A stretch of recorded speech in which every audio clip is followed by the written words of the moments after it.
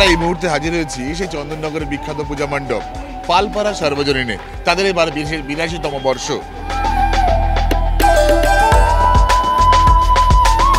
সর্বোচ্চ বিচারে লালবাবা রাইস এবং সিএনএর যৌথ বিচারে সেরার বারোয়ারি তকমা তুলে দেওয়া হচ্ছে পালপাড়া বারোয়ারির হাতে। পালপাড়া সর্বজনীনের কর্তৃপক্ষকে তুলে দেওয়া হলো।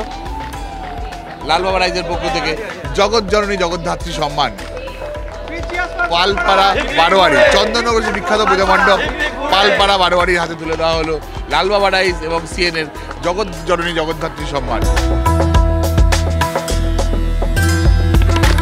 কেমন লাগলো? খুবই ভালো লেগেছে যে আমাদের পালপাড়া পূজা সমিতিকে এই আমাদের পুরস্কার দেওয়ার জন্য খুবই ভালো লাগছে। আমরা সিএনকে ধন্যবাদ জানাই আর অনুরোধ করবো যেন প্রত্যেকবারই আসুন আর আমাদের মণ্ডপ আপনারা ভিজিট করে যান।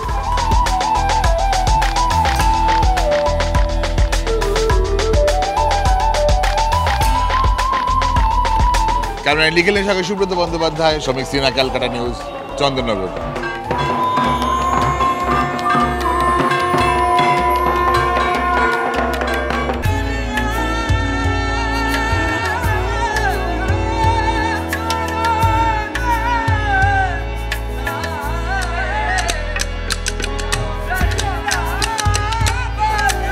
দেখলে মনে করবেন রাজস্থানী কোনো মহলে এসেছেন। না না না, রাজস্থানীর মধ্যে বটেই, রাজস্থানী মহলের অনুকরণে তৈরি করা হয়েছে এই পূজা মণ্ডপ।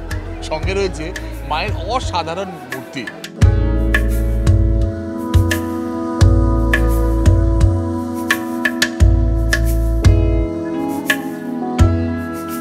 মঞ্চে ঢোকার সময় দেখতে পেলাম এই রাজস্থানী সং, অর্থাৎ রাজস্থান থেকে বিভিন্ন মানুষেরা এসে তারা কিন্তু সঙ্গীত পরিবেশন করছেন। বহু দূর দূরান্ত থেকে ভক্তেরা তারা কিন্তু মায়ের আকর্ষণের টানে ছুটে এসেছেন।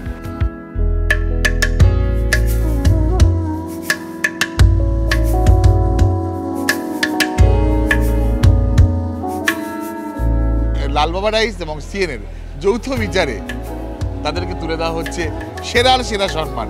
লালবাবা রাইসের পক্ষ থেকে সন্তান সংঘ,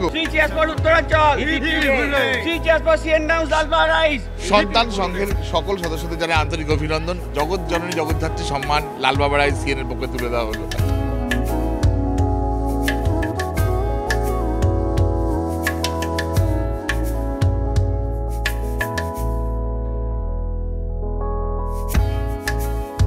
আমাদের তো আমরা আপ্লুত, অশেষ ধন্যবাদ আপনাদেরকে। এটা থিম হচ্ছে একটা রাজস্থানী কেল্লার আদলে আমাদের মণ্ডপটি তৈরি হয়েছে, যেখানে আমরা হৈমন্তী প্যালেস নাম দিয়েছি, যেখানে জগদ্ধাত্রী হৈমন্তী রূপে আমাদের এখানে প্রতিষ্ঠান করা হয়েছে। দর্শকদের বলবো এখানে আসতে এবং এখানকার যে অ্যাম্বিয়েন্স তৈরি হয়েছে এবং সেটাকে উপভোগ করতে। উত্তরাঞ্চল জগদ্ধাত্রী পূজা সমিতি অর্থাৎ সন্তান সংঘের হাতে তুলে দেওয়া হলো জগৎ জননী জগদ্ধাত্রী সম্মান সিএনএন ও লালবাবা রাইসের পক্ষ থেকে। তাদেরকে জানাই আন্তরিক প্রীতি শুভেচ্ছা, অভিনন্দন। বাকি দিন ভালো কাটুক, সুখে থাকুক, অভিনন্দন জানাই। ক্যামেরায় নিখিলের সঙ্গে সুব্রত বন্দ্যোপাধ্যায়, ক্যালকাটা নিউজ, চন্দননগর।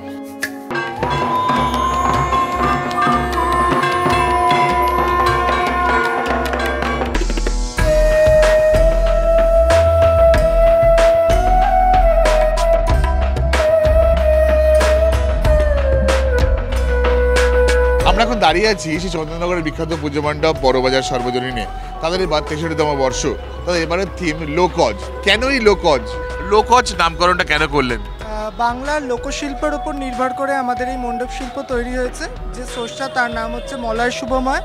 এই প্যান্ডেলটির উপর আপনারা দেখতে পারবেন বাংলার যে হারিয়ে যাওয়া যে শিল্প, বাংলার যে হারিয়ে যাওয়া যে প্রথাগুলো, যে কালচারটা আমাদের আছে তার উপর সৃষ্টি করে যে মাটির গন্ধ, ঢেকি, সেগুলো দিয়ে আমাদের আজকে শিল্পটা তৈরি হয়েছে। বরাবর থেকে সাবেকি প্রতিমা হয় ডাকের সাজে। সাবেকি প্রতিমা আর ডাকের কাজের উপরই পুরোটা হয়। বড়বাজার সর্বজনীনের হাতে তুলে দেওয়া হলো লালবাবা রাইস এবং সিএনএর জগৎ জননী জগদ্ধাত্রী সম্মান।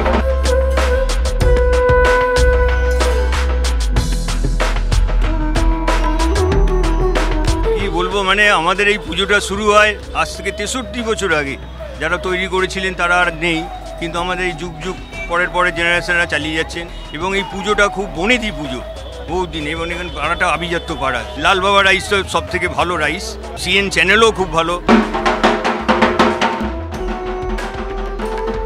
ক্যামেরা নিখিলের সঙ্গে সুব্রত বন্দ্যোপাধ্যায়, ক্যালকাটা নিউজ, চন্দননগর।